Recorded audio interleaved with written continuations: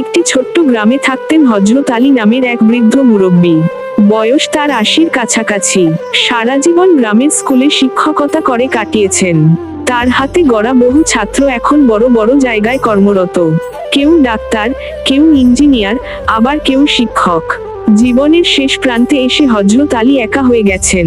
স্ত্রী বহু বছর আগেই মৃত্যুবরণ করেছেন, আর একমাত্র ছেলেটি শহরে চলে গিয়ে আর ফিরেও তাকায় না। বৃদ্ধ শরীরে এখন আর কাজ করা সম্ভব নয়, অথচ সংসারের খরচ তো থেমে থাকে না।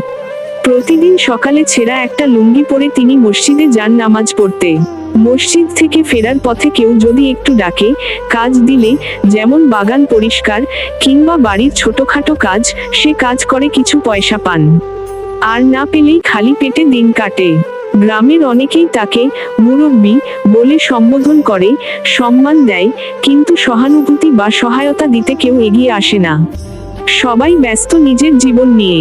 কারো হাতে সময় নেই একটা অসহায় বৃদ্ধের দিকে কেউ ফিরেও তাকায় না।